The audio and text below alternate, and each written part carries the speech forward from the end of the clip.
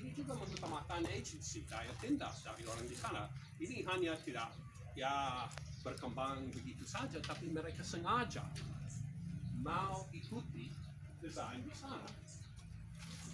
Terutama misalnya yang menyangkut penghidupan, sistem ladang, pertanian yang berpindah-pindah, sistem tebang bakar, banyak istilah untuk sistem itu. Sweden agriculture. Itu satu sistem, karena selalu berpindah-pindah, tidak gampang dinilai, tidak gampang kena pajak.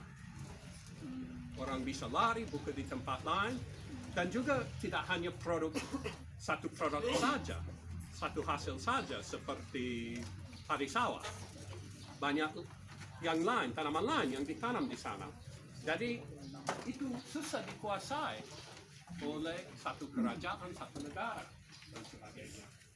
Juga sistem penghidupan pengembala dengan hewan-hewan selalu berpindah-pindah. Pemerintah negara tradisional atau penjajahan atau modern susah sekali menjatuhkan pajak kepada mereka. Susah sekali konskripsi mereka ke tentara dan sebagainya. Karena selalu berpindah-pindah. Dan itu sengaja. Tidak karena mereka ada kekurangan lahan tapi karena mereka pilih mau menghindari kekuasaan dari dataran rendah. Juga sistem ambil hasil hutan, tinggal di hutan, hidup dari berburu dan pengambilan hasil hutan, seperti masyarakat Penan di Kalimantan. Jadi itu macam pemilihan sendiri. Itu tidak karena mereka ketinggalan evolusi masyarakat, tapi karena mereka pilih hidup begitu.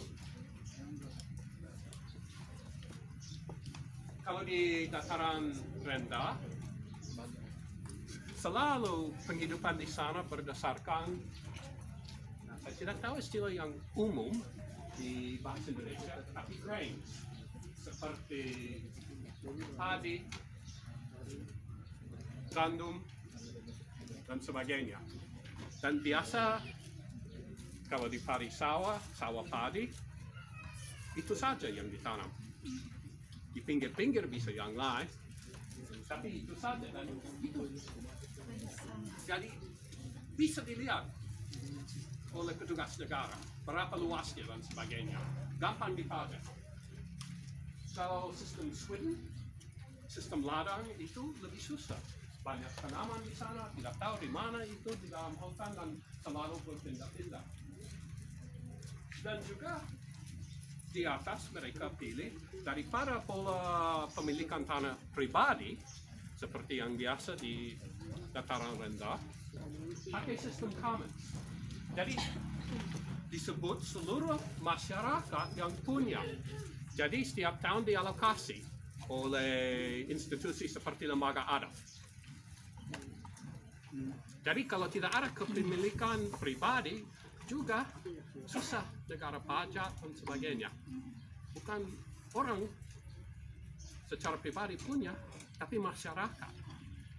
Dan itu dialokasi setiap tahun atas institusi yang lokal.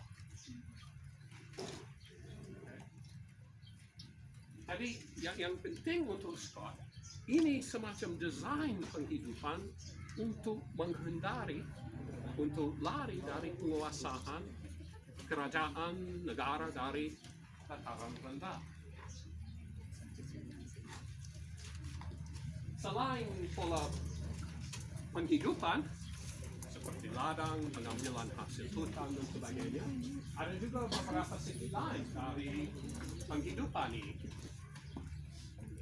Status sosial agak rata, egalitarian. Kadang-kadang ada lapisan masyarakat, tapi tidak bisa disebut golongan, tidak banyak perbedaan di antaranya. Ini susunan sosial berdasarkan sistem kekerabatan dan rumah tangga. Jadi agak skala kecil. Dan banyak mekanisme sosial untuk menghindari kemunculan negara-negara baru di daerah pegunungan. Jadi seperti pakai kalau segmentary lineage system itu lebih terkenal di Afrika, tapi juga di sini seperti sistem marga atau sistem keturunan yang dipakai di NTT.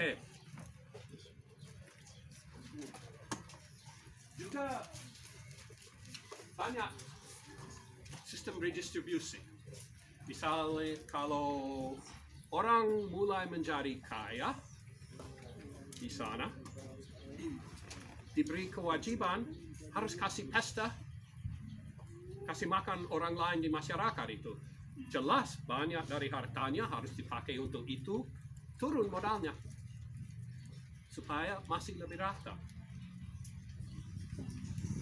Itu kalau mau lihat sistem seperti itu yang berfungsi di Sulawesi, lihat sistem pesta kematian di Tanah Toraja. Orang makin kaya, makin banyak kerbau yang harus dipotong untuk pesta kematian, jadi banyak aset modal dari keluarga harus dikeluarkan turun, masih tetap lebih rata dibandingkan dengan daerah lain.